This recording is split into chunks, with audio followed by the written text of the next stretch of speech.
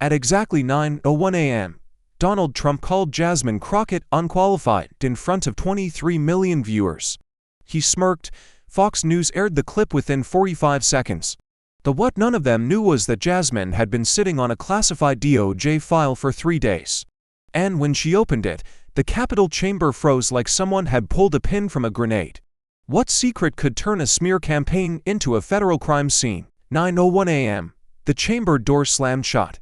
The hearing had barely begun when Donald Trump leaned forward, flashing a predator's smile under the blinding camera lights. His voice slid into the microphone like oil across glass. "Let's get something straight," he sneered, eyes locking on Jasmine Crockett across the room. "She's not qualified, she's irrelevant." There it was, the opening shot. The words exploded through the chamber like a grenade. A few Republican senators chuckled. In the back fist bumped another. Fox News had a clip Dan tweeted out in 43 seconds with the headline, "Trump obliterates Crockett live." Jasmine didn't react. She didn't blink. She didn't even lift her eyes. She sat perfectly still except for one hand, slowly pulling a red folder from beneath her notes. It wasn't just any folder. The leather was weathered, scorched faintly at the corners, and stamped with black, blocky ink. Seal. DOJ. 2022. The moment she laid it on the table, the room changed. Trump noticed. His smirk twitched. Senator Lindsey Graham shifted in his seat. Congressman Jim Jordan glanced toward the press pool with a flicker of unease, as if searching for confirmation that they were still in control. But no one was in control anymore. Not of the room, not of the narrative, not of what was coming. Jasmine didn't speak. She unlatched the folder's brass clip with a single click that echoed louder than any insult.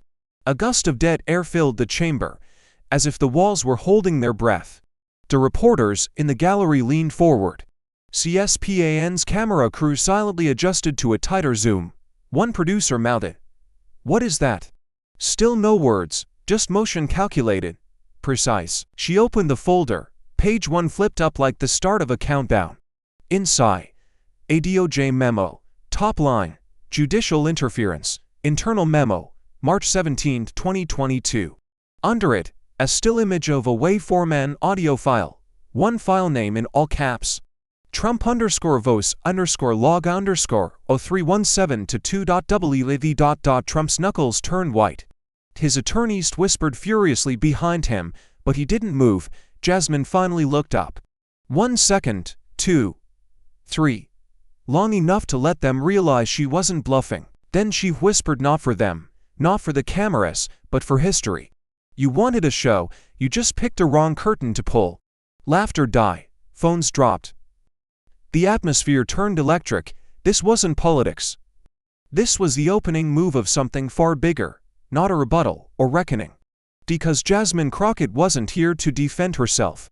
She was here to detonate everything they thought was buried. What did Trump try to erase? And why does Jasmine Crockett have it sealed, time-stamped, and ready to play? 3 days earlier, the storm had already begun to whisper. It was just past 4 p.m. when Jasmine returned to her office after a grueling ethics review meeting. The air inside was unusually cold. On her desk sat a small, rectangular box marked, "Silent, unnatural, no postage, no return label." No staff reported seeing who placed it there. The hallway security feed. Temporarily offline, according to the building law. Jasmine didn't speak. She simply closed the door behind her and locked it. The box wasn't heavy. It felt like it had been delivered not to inform but to warn. She opened it with a slow, practiced hand, expecting a threat. Instead, she found a red folder with frayed corners, as if it had been passed through fire or worse through people who didn't want it to survive. On the front, in black ink stamped with government coding precision, "Seal. DOJ. 2022. A single yellow post-it was stuck to the front, slanted, handwritten in quick, sharp strokes. It read only 5 words. This is why they silenced him. Ilina Garvey, the whistleblower who vanished. Jasmine's stomach clenched. Ilina was a DOJ legal intern, sharp, brave, and 2 years ahead of her class. She had disappeared 6 months ago without notice, removed from every official personnel record within 48 hours. Jasmine had quietly asked questions. The answers came in whispers. She saw something she wasn't meant to see. Jasmine pulled out the contents of the folder. One printed DOJ memo, _sealed. Subject line, Judicial Interference, March 17, 2022. Attached, a flash drive, silver, no label, no markings, no encryption. She slid it into her private, air-gapped laptop. One file. Trump_voce_log_0317 to 2.wad. She clicked play, and there it was. Trump's voice, arrogant, direct, unmistakable. If he wants that seat, he buries this case. You tell Judge Pierce that. A pause. Then another voice, nervous, younger, male. Understood, sir. Click, silence. Jasmine sat frozen, her blood pounded. She played it again, and again, 17 times. Each time she listened, the truth carved deeper into her bones. This wasn't political maneuvering. This was criminal conspiracy captured, recorded, and buried by a system designed to protect itself. The memo attached was worse. Judge Darnell Pierce had filed an internal complaint within 36 hours of receiving that threat. It documented everything: names, dates, the phone call, the intent. He flagged it. High risk, internal ethics emergency. 3 days later, he was reassigned, not fired, not investigated. Just quietly moved, and the case disappeared under a fake ID tag, Fulton VX72. Jasmine flipped to the back of the memo. There was one final note, written in Pierce's hand. A sentence that wasn't legal ... but prophetic.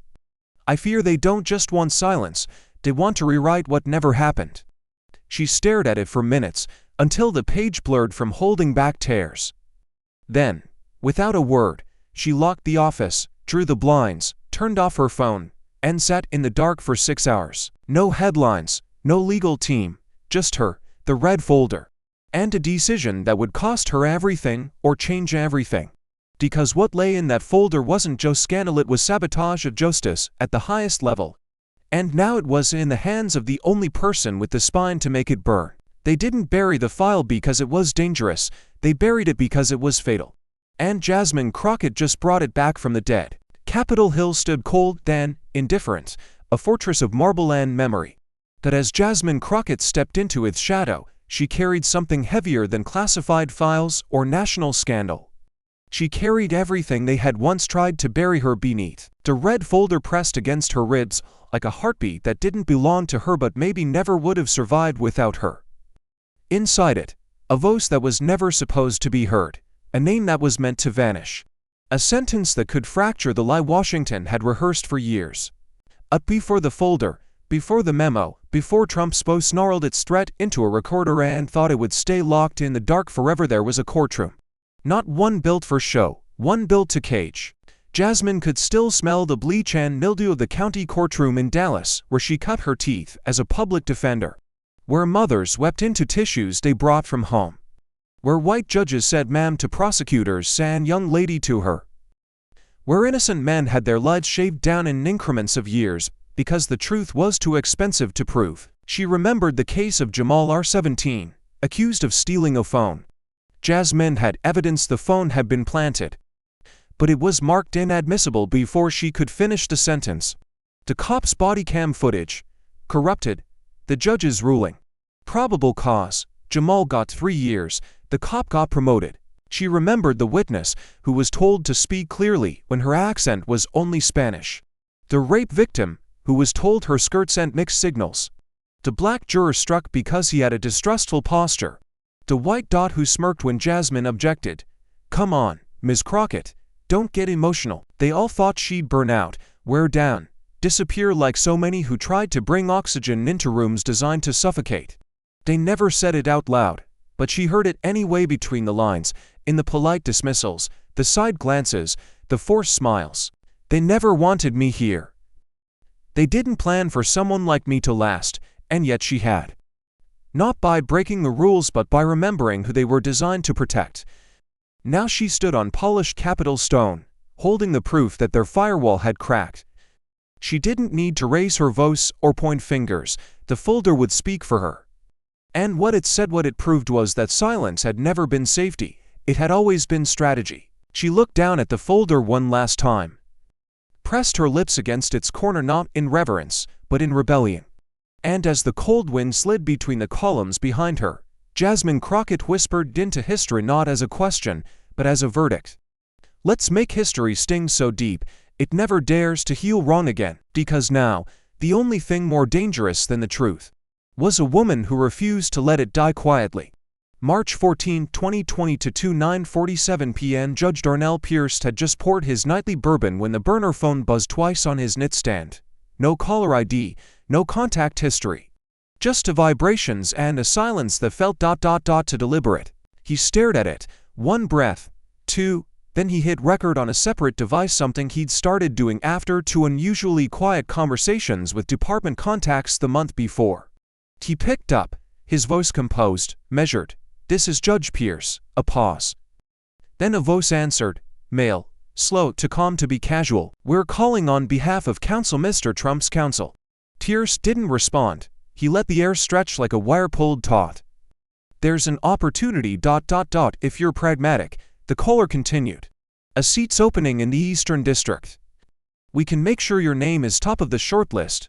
Quietly, Judge Pierce felt the burn of bourbon still on his tongue, but the taste shifted, metallic. "What are the conditions?" he asked, voice flat. "Dismiss the obstruction charge. Redirect to state review. Let it fade." Another pause. No cough, no hesitation. They weren't negotiating, they were delivering a message. "You're respected. It'd be a shame if you were reassigned to something less substantial." Pierce stared straight ahead at the reflection of himself in the glass.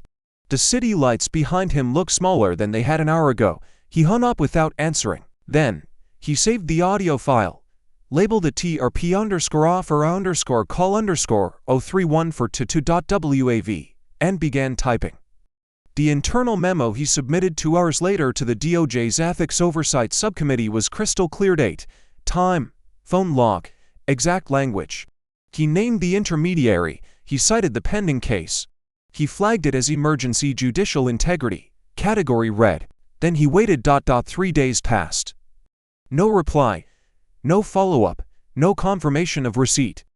Instead, he got a call from a DOJ scheduler, polite, robotic.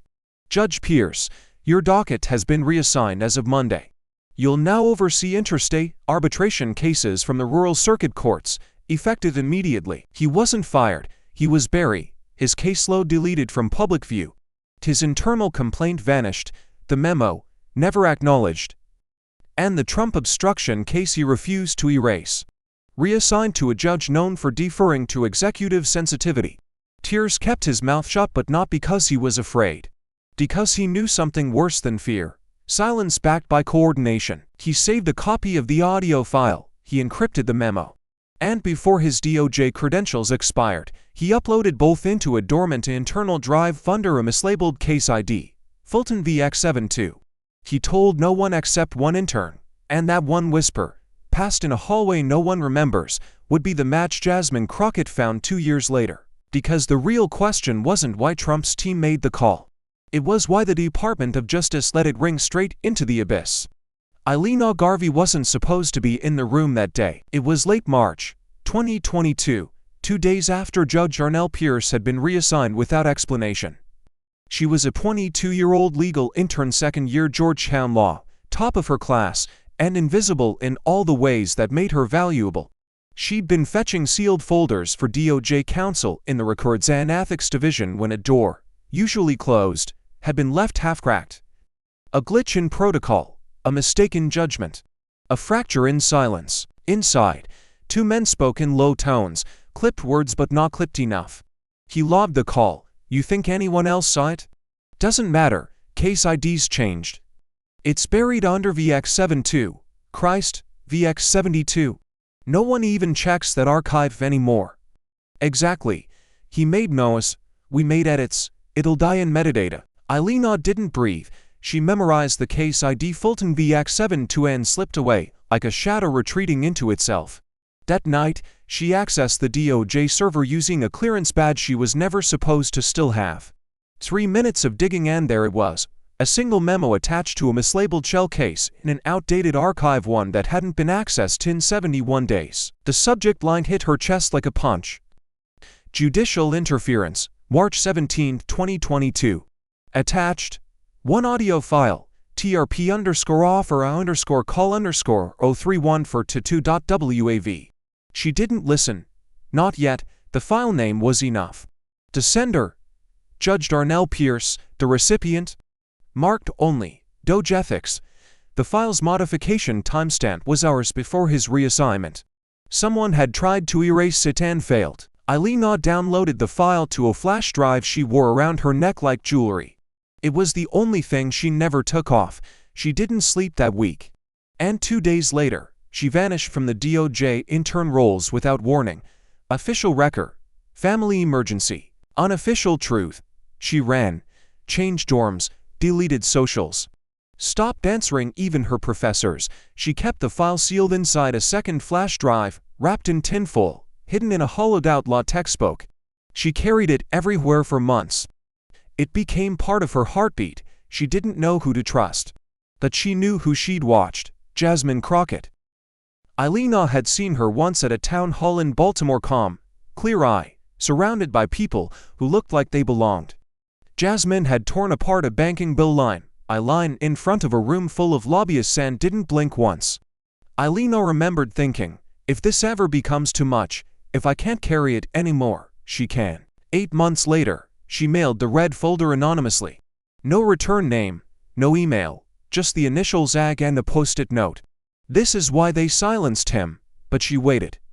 She didn't send it during the midterms, didn't send it when Trump launched his media tour.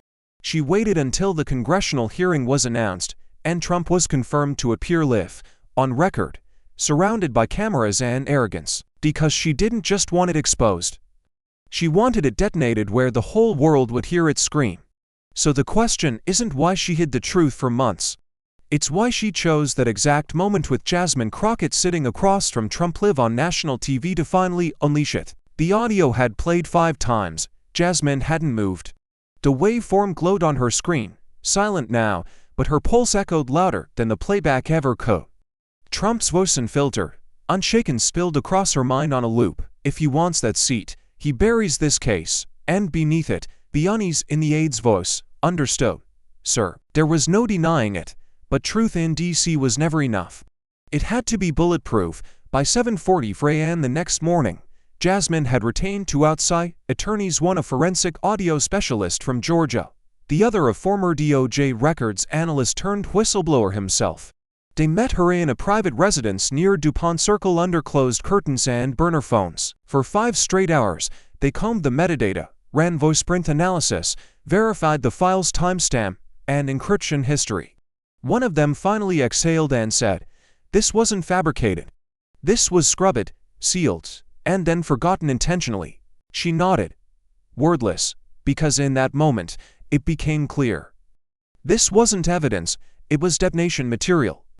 And the chamber it was meant to be thrown into was public, televised, and coming in 72 hours. That night at 11:16 p.m. Jasmine entered a side door of the Russell Senate office building, long after the reporters had gone home.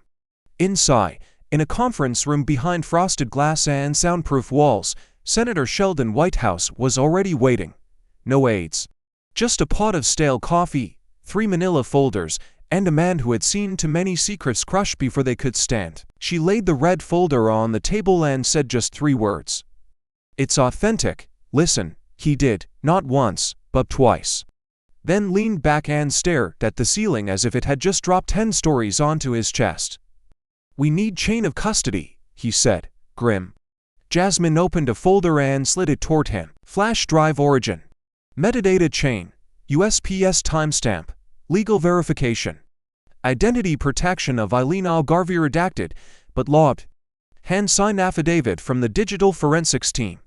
And one more thing. Her signature at the bottom. A declaration.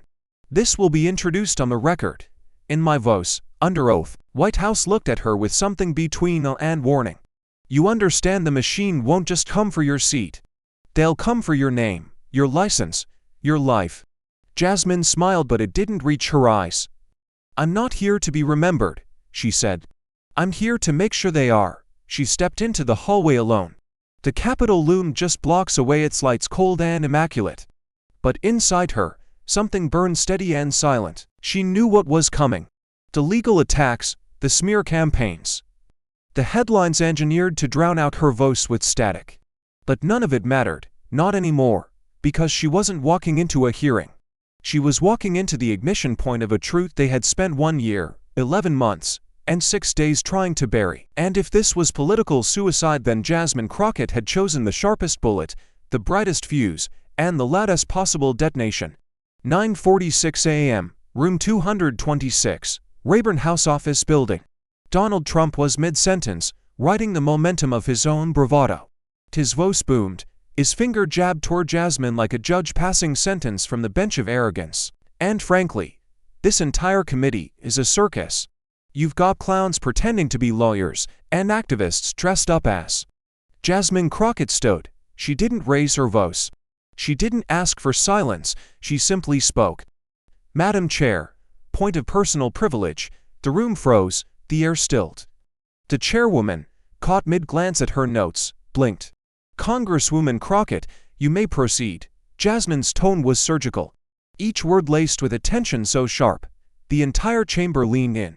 I request unanimous consent to introduce a 17-second audio exhibit, classified file. DOJ seal. Chain of custody submitted this morning. Trump stiffened. He didn't turn, but his hand twitched, as if trying to grab something, anything to regain control of the narrative slipping out from under him. Is there objection? The chair asked. Silence, not a single voice. Not even Lindsey Graham, whose lips parted, then shut just as fast. Granted. Jasmine reached into her folder. The red one. She placed a compact speaker on the desk, black, matte, humming faintly. Her thumb hovered over the button. 1 second, 2, click, the audio started. Trump's voice, clear, unmistakable, unfiltered. If he wants that seat, he buries this case. A pause. You tell Judge Pierce that. Then a second voice, nervous, shaken. Understood, sir. The speaker clicked off. But the sound did not leave the room. It echoed around the mahogany walls, inside every pin stair, across every camera beam broadcasting live to millions. There was no applause, no shouting, no talking points, only the sharp inhale of America realizing it had just heard a crime play out in the voice of a former president live, in session, under oath. CNN cut to full screen. MSNBC split the screen with Jasmine's face and Trump's. C-SPAN ran the audio twice. Twitter exploded within seconds. Hashtag 17 seconds. Hashtag Trump tape. Hashtag Jasmine unleashed. One account posted, "We just heard Watergate in real time." Jasmine Crockett didn't accuse, she exposed. Across the aisle, Trump's legal team huddled like men trying to plug a sinking ship with wet napkins. One of them whispered frantically into a phone, another gestured toward the chair for immediate procedural relief. It was too late. The match had been lit, the fuse consumed, and the blast now echoing across every television and phone in America. Trump opened his mouth, but no words came. His expression flickered confusion, rage, calculation before settling into something he hadn't worn in years, doubt. Jasmine didn't smile, she didn't gloat, she simply sat. And leaned into her mic one last time for the record. Let the American people hear what power sounds like when it thinks no one's listening. Because now the question wasn't whether the voice was real. It was whether Donald J. Trump could survive the sound of his own corruption, played back in copy for the eyes of a nation. The clip had barely finished echoing before the reaction machine jolted to life. Within 4 minutes, Trump's legal counsel issued a statement to every network still catching its breath. The recording is a deep fake, fabricated, dangerous precedent. We are evaluating legal action against those responsible. Tucker Carlson went live on X from a makeshift studio, eyes wild, lips curled in gleeful outrage. We are watching political theater of the ugliest kind. AI-generated lies being pushed by radical partisans to frame a former president. This is North Korea with better suits. But inside the hearing room, Jasmine Crockett didn't flinch. She expected this. She counted on it. She reached beneath her notes and pulled out a second folder, gray, stamped classified exhibit D. She opened it calmly, slid one sheet forward on the table, and pressed a button on the embedded display screen. The chair squinted. Please state the nature of this document. Jasmine nodded once, eyes locked on Trump's team. It's the DOJ chain of custody log, she said, voice steady as stone. Time-stamped, sealed, digitally verified by 3 third-party forensic experts and submitted under oath. To display lit up. Date receive. March 17, 2022. File code. TRP_offer_call_031 Source. Judge Darnell Pierce. Internal DOJ submission. Last modifying. March 20, 2022. Vault transfer via 70 to seal. Archive. And seal request. Filed by J. Crockett. Timestamp. 3:47 a.m. EST. 3 days ago. The chair blinked twice, then nodded slowly. The document was official, irrefutable. Trump's lead attorney stood, red in the face, stammering. Objection, we demand a formal verification process. This attack is prejudicial and should be thrown out pending expert analysis. We move to recess immediately. Deny. The chair snapped, no hesitation, no smile. Just the dry click of the gavel, the hearing will proceed. Lindsey Graham leaned forward, brow furrowed, vocally. Madam Chair, I respectfully suggest we pause this hearing and reconvene under closed review. National security implications, possible breach of judicial process, but Jasmine was already speaking. Senator Graham, she cut in sharply, are you concerned about national security or just the security of certain names in that metadata? The silence that followed wasn't empty, it was loaded. Even the reporters in the press box stopped typing. Jasmine didn't break eye contact. And Graham, usually quick to lash back, said nothing. The camera zoomed in. Trump sat rigid, one knee bounced beneath the table. His eyes weren't on Jasmine anymore, they were on the folder still lying and open beside her hand. The red one. Because he understood something now. That wasn't all she had. That was just Act 1. And Jasmine hadn't even raised her voice yet. So the real question, whispered in every newsroom and war room across D.C., wasn't whether the clip was real. It was this: if 17 seconds could set the room on fire, what's buried in the rest of the recording? By 11:02 a.m., the walls of the Senate chamber were no longer containing the fire. CNN broke the dam. A full-screen split broadcast flashed across millions of screens. One waveform labeled Trump rally speech, January 6th. The other labeled TRP_offer_call_031 for to2.wav. The voice analysts to independent labs working in parallel had reached the same conclusion. 98.7% match. It wasn't just Trump's cadence. It was his breathing pattern, his throat resonance, the slight uptick in pitch when he was about to lie. On live television, the anchor didn't blink. This isn't speculation, this is science. That voice-threatening Judge Pierce was Donald J. Trump, and we now have the forensic proof to back it up. Inside the chamber, aides were now visibly sweating. 3 Republican senators began whispering into phones. One aide dropped her iPad. A page tripped over a mic cable as he ran out the door, headed straight for someone's press secretary. Cameras caught Trump's lawyer sliding a yellow notepad across the table with one word scrawled in block letters: leave. Trump shook his head, slowly, tight-jawed. No plan left. Jasmine rose. The room went quiet again, not by command, but instinct. She didn't raise her voice, didn't wave papers. She simply walked back to the center microphone like she'd been waiting her entire life for this moment to bleed into daylight. She looked at no one, and yet, somehow, looked at everyone. They say this was a fabrication, she began. I steal. They say I staged this, but let me tell you what this really is. She held up the DOJ memo in one hand, the flash drive in the other. This is a record of a system that thought it could erase a judge. A file that was buried under a fake case ID, a voice that tried to make the law disappear with a phone call. She paused, letting the stillness drip like oil. I didn't fabricate this, she said. I survived it. The chamber erupted. Some senators stood shouting, others tried to call for order. 2 staffers were seen rushing toward the exits, phones pressed to ears, likely feeding quotes into press releases that hadn't been written until just now. The chairwoman slammed the gavel. Order. Order in the chamber. But the order was gone. The line between governance and emergency had just been crossed, and everyone knew it. Outside, protesters had already begun gathering. Inside, security quietly shifted positions. News tickers rolled out emergency graphics. Breaking. Jasmine Crockett exposes Trump-Doge interference. Senate erupts. Sprint confirms. Trump behind judicial threat. Fox tried to run counter-analysis. Too late. Too desperate. In that moment, the myth of control shattered. Trump looked smaller, now less myth. More man. More exposed. And Jasmine, she didn't look like a congresswoman anymore. She looked like a reckoning, so the question now wasn't whether America believed her. It was whether the Department of Justice had the spine to catch up to the truth. Or whether they'd try one last time to outrun a voice that had already burned its way into history. At exactly 2:02 p.m., the chamber doors opened and Judge Darnell Pierce walked in. The moment his shoes hit the carpet, the atmosphere shifted. Every camera swiveled, reporters rose without thinking. Some senators whispered audibly, others stiffened as if they'd seen a ghost, and in some ways, they had. For nearly 2 years, Judge Pierce had been invisible, removed, reassigned, muffled by a system that quietly discarded him like a faulty part.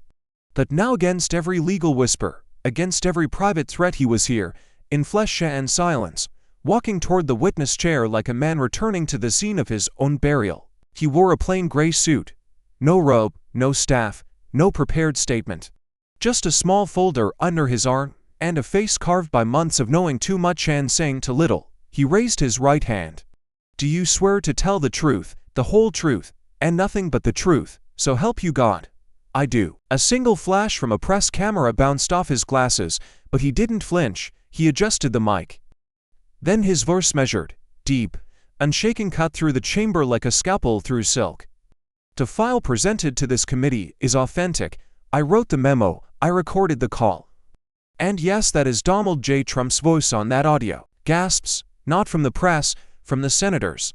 "On March 14, 2022, I was offered a federal judgeship in exchange for dismissing obstruction charges related to the Trump Foundation inquiry. The offer was made through a direct intermediary from Mr. Trump's legal team." He opened a folder in front of him. "This is a printed copy of my internal complaint, time-stamped and submitted to DOJ Ethics. 2 days later, I was removed from the case and reassigned to rural arbitration dockets against protocol and without formal explanation." Tears paused. Let the words breathe. Let the silence become the indictment. "I was told off the record that it's better for everyone if this fades. I lost my court team. I lost my security detail. My email was scrubbed. And every judge I spoke to afterward suddenly became very, very busy." He looked directly at Senator Graham, then to Trump, then to Jasmine Crockett. "I did not come here today because I want attention. I came here because when a judge is punished for following the law, the Republic is already on life support." For a moment, no one moved. The air was thick with something too sacred for applause, too dangerous for interruption. Aides in the back began typing frantically. Journalists scribbled in shorthand. Jasmine Crockett sat still, eyes locked on the man whose voice had sparked her fire. A man they'd tried to erase with paperwork and polite silence, but he was still here. And now the weight was no longer just on him, it was on the room. Because if a sitting judge could be exiled for refusing to bend, what did that mean for the rest of the judiciary still pretending the walls hadn't cracked? And more terrifying than Pierce's testimony was the knowledge that this may only be the first judge brave enough to stand. The room hadn't fully recovered from Judge Pierce's bombshell when Jasmine Crockett stood up again, this time with something far colder in her eyes, not fire, precision. She didn't raise her voice, she didn't grandstand. She turned, slow and surgical, and faced Senator Lindsey Graham, seated 2 rows to her right, staring straight ahead, like a man trying to outrun inevitability. "Senator Graham," she said calmly, "you've publicly stated on multiple occasions that you had no knowledge of back-channel communications regarding the Pierce reassignment, correct?" Graham didn't move. "Yes or no, sir." A beat passed. Then he cleared his throat, voice tight. "That is correct." Jasmine reached into her folder, not the red one this time. A thin blue one, marked with 3 tabs and a yellow post-it that simply read, April 2022, private server. She held up a printed email chain. "Then perhaps you can explain why your personal Gmail account was CC'd on a March 16 email between Deputy Ed Marston and Legal Aid Russell Carrington regarding judicial docket reassignment protocol." The screen behind her lit up with the email. Subject: VX70 to transfer. Confirm per counsel? 1 line. L. Graham Lutin for final sign-off. Per discussion. Gasps, audible, unfiltered. Graham blinked. I don't recall being part of that exchange. Jasmine tilted her head. Well, it seems Gamel does. A murmur swept through the chamber like a rising undertow. One senator covered their mouth. Another aide reached for their phone, only to be motioned don't you dare by their superior. Jasmine continued, smooth as glass slicing skin. And do you recall this meeting? April 2, 2022 private dinner at the Hay Adams Hotel. Our SVP list including Carrington, Marston, and a Mr. John Easton of Judicial Appointments Review. Graham's face twitched. That was a policy dinner, he muttered. Nothing related to ... this. But Jasmine was already holding up a photo, grainy, zoomed from a distance, but clear enough to show Graham speaking directly to Easton in the hotel courtyard. Time-stamped to the hour the VX7 to file was sealed. And what were you discussing during that 26-minute outdoor conversation? Graham leaned back in his chair. This is out of context. This is political theater, sir. This is the context. Jasmine stepped forward. Her tone dropped an octave. Because if you helped orchestrate the reassignment of a judge who refused to bury obstruction charges, then we are no longer talking about one rogue administration. We are talking about complicity. Graham looked to the chair for rescue. None came. Cameras closed in. Aides fumbled in panic. Reporters whispered like predators scenting blood. Outside, media vans updated their chirons in real time. Graham implicated in DOJ backchannel. Email evidence emerges. Inside, the senator who had spent years mastering political evasion sat, visibly shrinking. He didn't deny the emails. He didn't explain the meeting. He didn't move. Because for the first time in a very long time, he couldn't. And as Jasmine turned away, the gallery filled not with applause but with a different kind of silence. The kind that means something big just broke. The kind that makes you wonder if this thread unravels now. How many more suits in this room are stitched from the same fabric? By the time the hearing adjourned at 3:41 p.m., the nation was already convulsing. Every outlet left, right, fringe, foreign was broadcasting Jasmine Crockett's 17-second audio drop on repeat. But the real quake didn't hit until 4:07 p.m., when Fox News, not a panelist, not a guest, but the official news division, ran a bottom-line manner in cautious, trembling white font. Independent experts confirm. DOJ memo. Audio files authentic. It was the admission no one expected. Not from them, not like this. A 3-minute segment followed. Brit Hume, visibly uncomfortable, read from a teleprompter with the cadence of a man forced to announce the sun had exploded. While questions remain about the political motivations behind the release, analysts we consulted agree. The voice on the recording matches former President Trump with over 98% biometric certainty, and the metadata is consistent with DOJ archival protocols. The rupture was instant. Within 30 minutes, protests began forming in Philadelphia, Atlanta, Detroit, Milwaukee, and outside the DOJ building in D.C., where a crowd had gathered chanting a single word: accountability. At 5:12 p.m., the independent DOJ Office of Professional Responsibility issued a rare emergency bulletin. Following public disclosure of sealed judicial communications and media-confirmed evidence of executive interference in judicial proceedings, an independent federal inquiry is now open. Scope includes internal DOJ communications, potential obstruction, and abuse of authority between March and April 2022. Washington didn't exhale, it seized. Senators stopped answering calls. Chiefs of staff were seen shredding paperwork. One press secretary was physically removed from a camera line after trying to frame Jasmine's actions as reckless performance art. It was too late. That framing no longer worked, not after what people had heard, not after what they'd seen, because by nightfall, Jasmine Crockett was everywhere.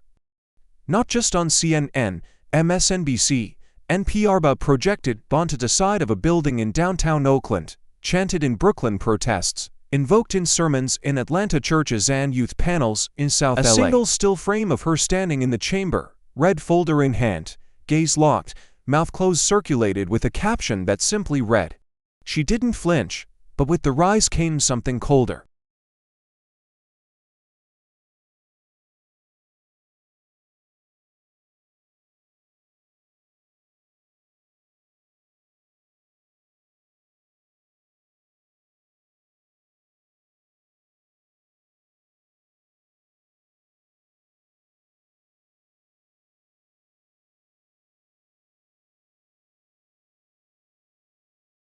At 7:03 p.m., Jasmine's communications director received an encrypted email flagged by internal systems. The sender was masked. The message was simple. You have 72 hours, back off or it gets personal. At 7:44 p.m., a second message followed. Truth has a cost, you've paid nothing yet. Security was tripled. Her Capitol office was placed under 24-hour surveillance. FBI opened a Level 2 threat review. But Jasmine said nothing to the press, no tears, no tweets, no interviews. Just one line, sent quietly through her team. Let them come. I never ran toward safety. She had become something terrifying to the system, a woman whose credibility had outlived their spin machines. But now, the question wasn't whether America was listening. It was whether power would strike before justice could speak again.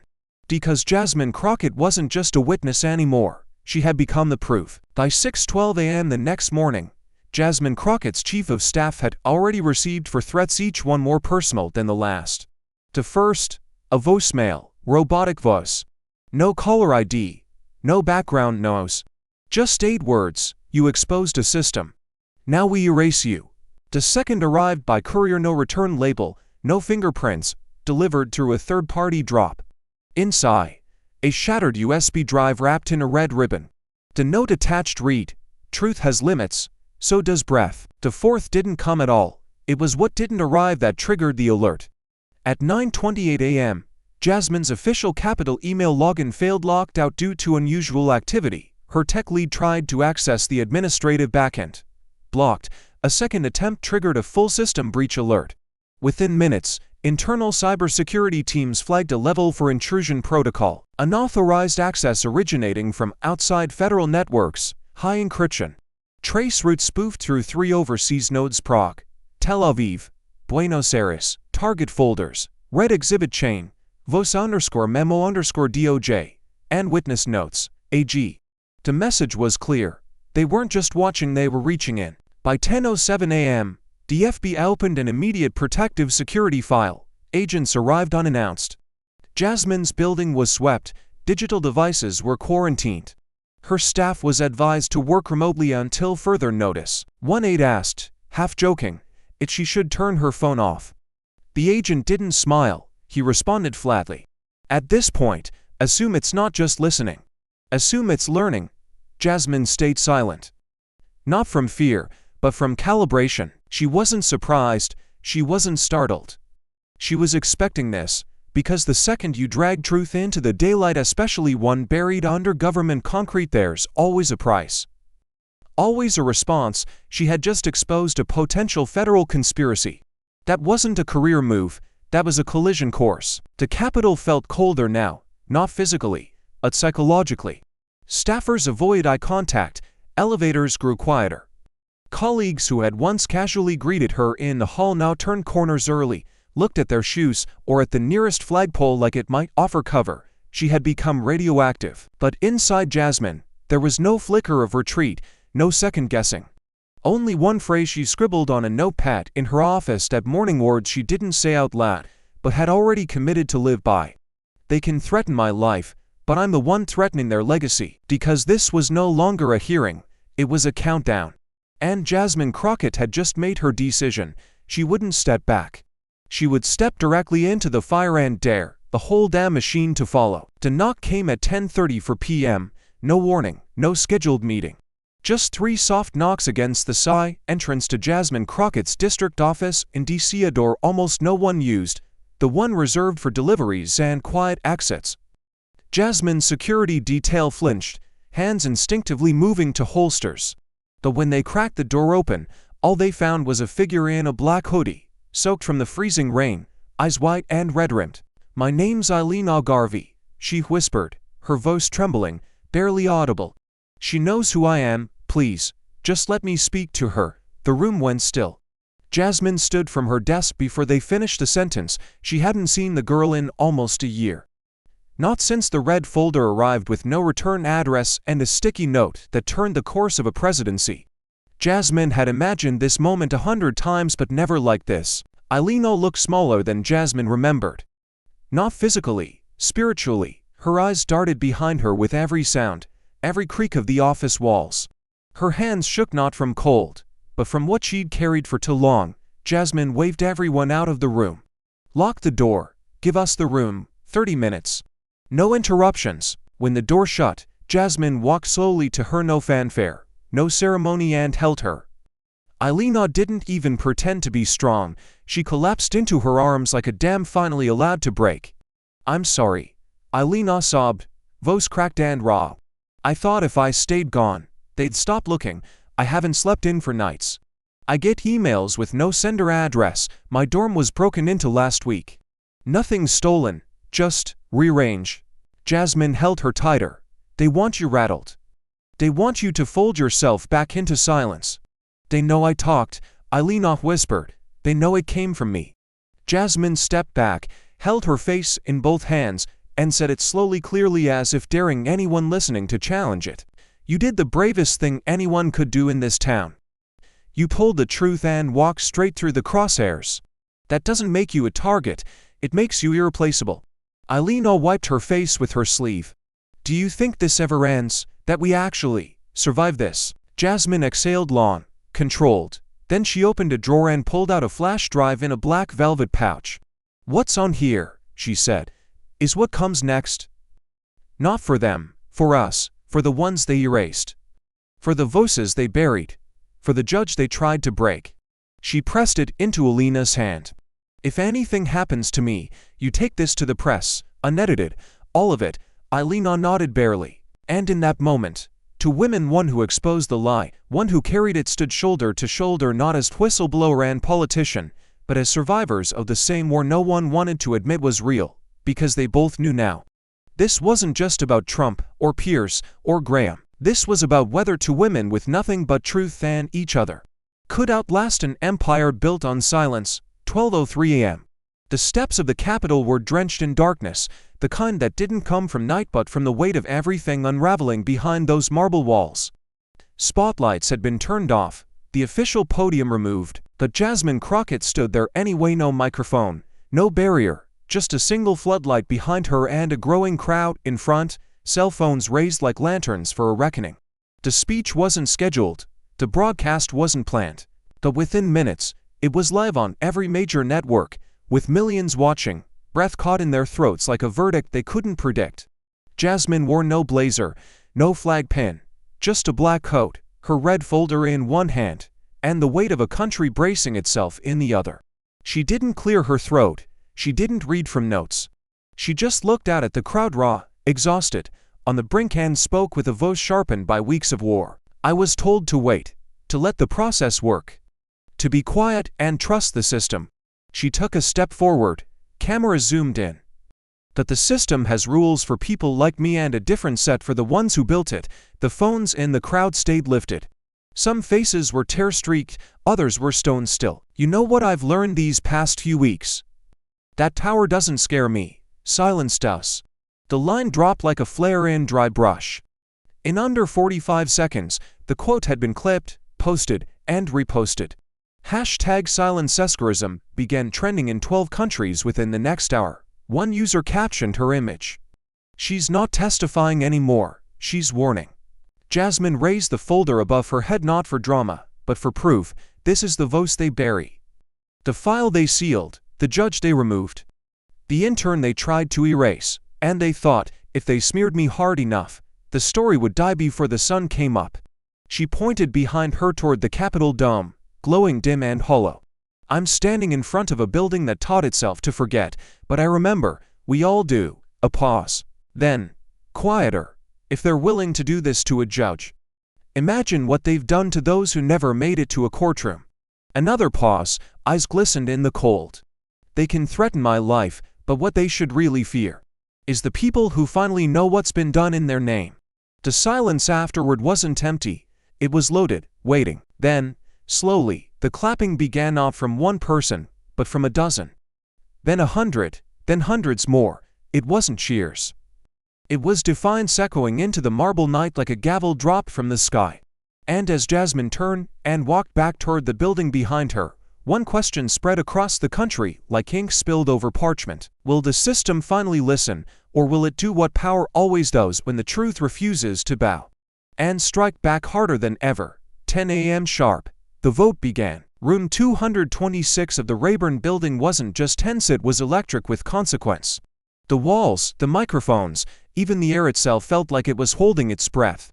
Seated behind their nameplates, 12 members of the Oversight Committee stared at the documents in front of them, though every single one already knew how they'd vote. But this wasn't just about numbers.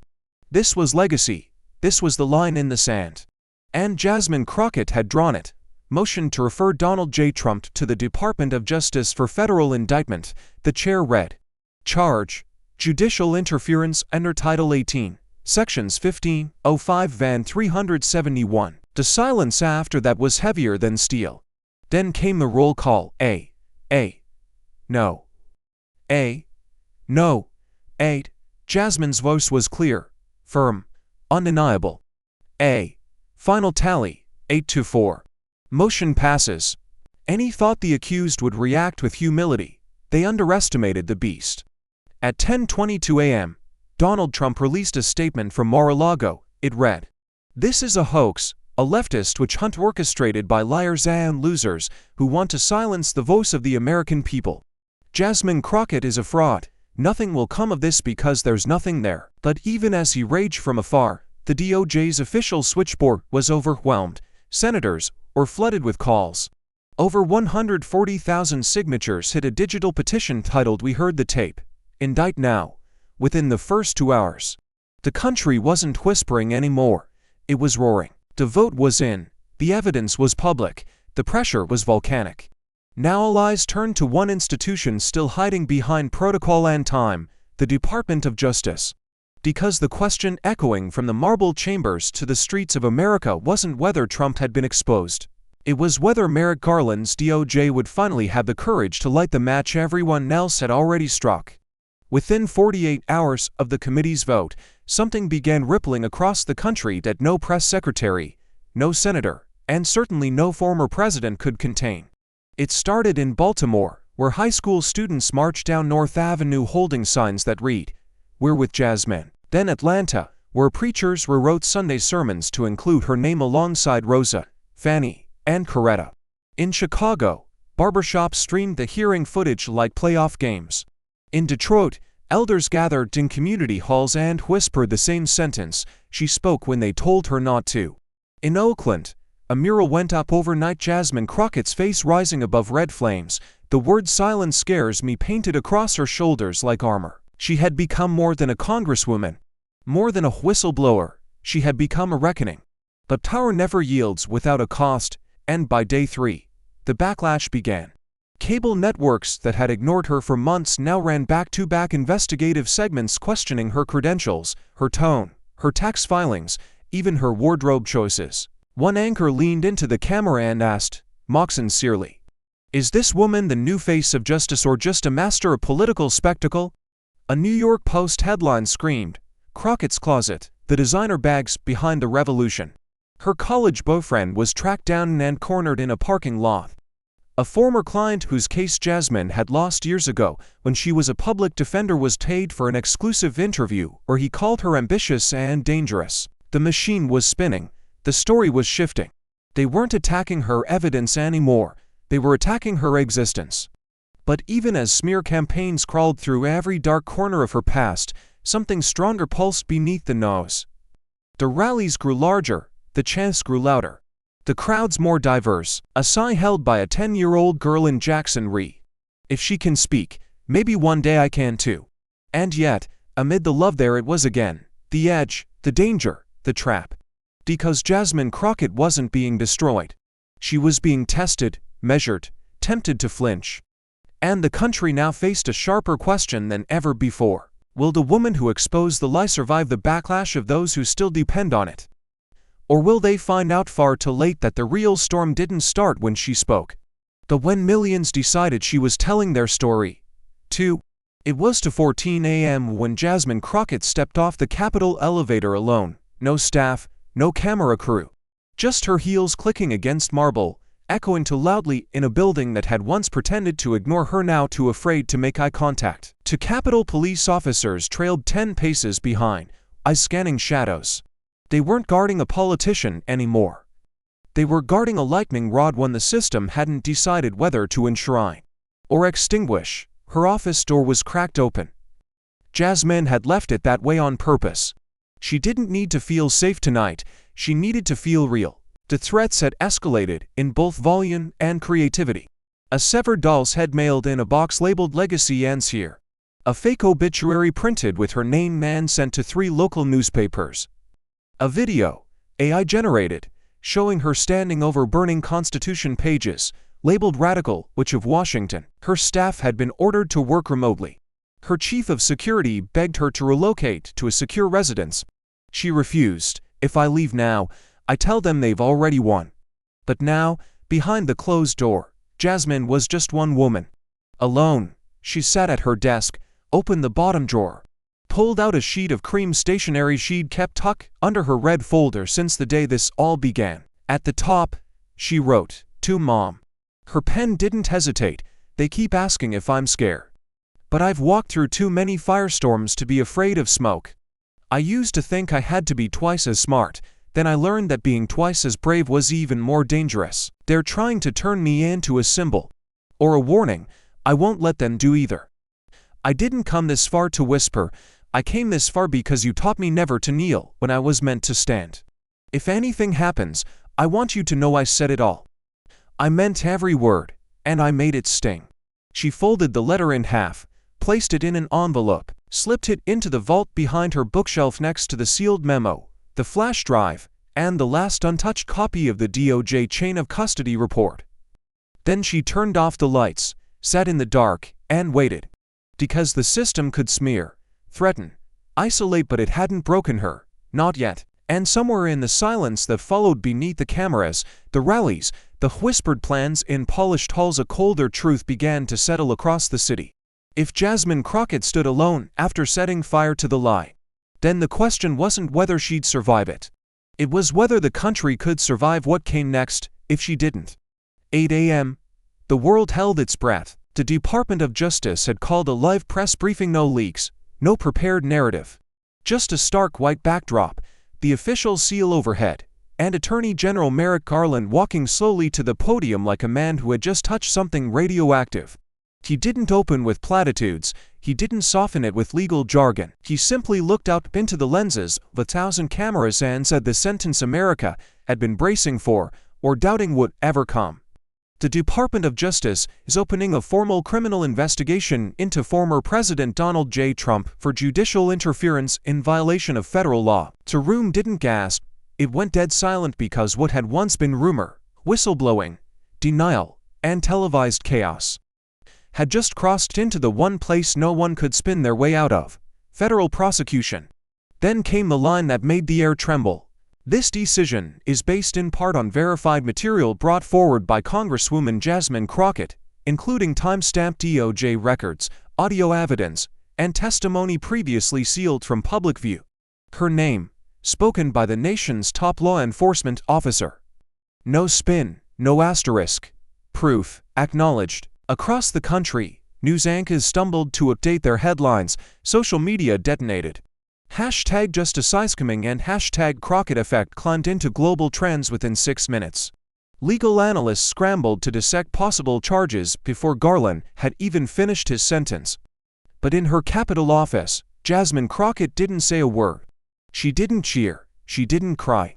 She didn't move, she just watched. Alone, the television cast a dull blue hue across the room. Her red folder sat quietly on the corner of the desk, and opened, like a bomb that had already gone off but still smoked at the edges. Outside, aides huddled, phones rang, security detail prepared for the inevitable chaos. But inside, Jasmine sat in stillness, not in shock, but in the gravity of what had finally, undeniably begun. Because this wasn't a headline, this was history crossing the point of no return. And still deep inside her something whispered, "This isn't the victory, this is just the gate opening." So as Garland stepped away from the podium and America braced for the firestorm to follow, one question hummed through every hallway, courtroom, and news desk like a wire ready to snap. Was this Jasmine Crockett's vindication? Or was this just the beginning of the reckoning she refused to let die in silence? 6:03 a.m. The Capitol was asleep. The hearing room, once packed with tension, press, and power, now sat hollow, chairs tucked in, microphones cold. What had once been a battleground for truth was now just another government space waiting to be reset. When Jasmine Crockett stepped through the tall double doors, she didn't see a room. She saw a crime scene, not of blood, but of betrayal. Not of bodies, but of silence, and she walked in like someone returning to bury what remained of a war. No camera crews, no security, no speech, just the soft rustle of paper in her hand, and the red folder she had carried through fire, now worn, frayed at the edges, its leather creased from months of being opened, closed, clutched, protected, and weaponized. She walked to the center table, the same seat where she'd faced down Trump's grin, Graham's deflection, and 1,000 eyes waiting for her to break. She didn't sit, she simply stood there, staring at the spot where she'd pressed play. The air in the room felt different now. Still electric, but quieter, more reverent. Like the ghost of truth had claimed their place in the corners. And then voice soft, steady, recorded over the silence as the camera panned wide across the empty room came her voice. "I didn't bring fire, I brought light." She turned, crossed the floor without rush or hesitation, and approached a small steel vault mounted into the side wall. A label engraved into the metal read, Archive 47, History's Witnesses. She entered the code, it clicked open.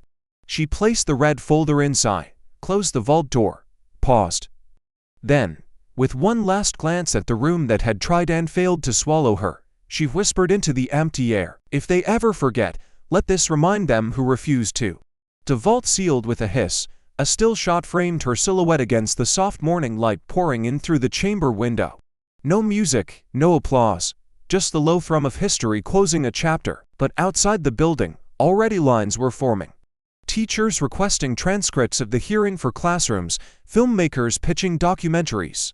Young girls with signs that read, "I speak because she did." Because the pages of that red folder weren't just evidence anymore, they were inheritance. And the only question now echoing through time, through halls, through generations not yet born was this: what will they do when they open it, and realize someone dared to write the truth before they had the courage to ask for it? A single camera, no backdrop, no press team, no podium. Just Jasmine Crockett, seated in a chair inside a dim-lit studio in Southeast DC, facing the lens like it was the jury she never got to face in courtrooms that tried to forget her name. No graphics, no cue cards, just her, and what had to be said. She leans in slightly close enough for the viewer to see the tired in her eyes, the steel in her jaw, the soft tremble in her hands that never quite became fear. "This fight wasn't just mine," she begins, slowly, every syllable deliberate. "It was for every voice that was drowned out because someone decided they were inconvenient." She doesn't blink. "For every case dismissed not because the evidence wasn't there but because the evidence pointed to the wrong man in power. For the interns told to shred instead of speak. For the judges reassigned for doing their jobs. For every woman who sat in a courtroom and watched the law fold itself around men like armor." Her voice hardens, but her volume never rises. That's the power now, controlled, precise, unignorable. "I didn't do this to go viral. I did this because truth doesn't ask for permission. It doesn't wait for the right news cycle. And it sure as hell doesn't survive in silence." The camera tightens, you can almost feel the breath in the room vanish. We talk a lot in this country about patriotism. But I think the bravest act of patriotism is telling the truth even when your own government wants you punished for it. She pauses, letting the weight settle. Letting history breathe through her before she pushes it outward. "If you're watching this, I don't need your praise. I need your memory." She holds up the red folder, worn, sealed shut. Then places it down, center frame. "So now it's your turn." She locks eyes with the camera like it's a mirror. Comment below. What truth still needs to be unsealed? Cut to black. The silence that follows doesn't feel empty, it feels loaded. Because after all the hearings, all the votes, all the fire, what Jasmine Crockett has just handed the viewer isn't a conclusion. It's a match. In a world that often rewards silence and punishes truth, Jasmine Crockett's story reminds us that integrity isn't about comfort, it's about courage. It's about standing firm when every force tells you to sit down, and daring to speak even when your voice is the only one in the room. You don't need a title or a courtroom to make history, you just need conviction. What's one truth in your life, your community, or your past that's been buried too long? Share it below. Because sometimes, change doesn't start with a movement, it starts with someone refusing to stay quiet. Thank you for watching until this moment and for standing with us on this journey for justice. Your support means everything. Like, subscribe, and turn on notifications so you never miss what's next. And we'd love to hear your thoughts. Leave a comment below and let us know what moved you most in this story. Together, our voices make a difference.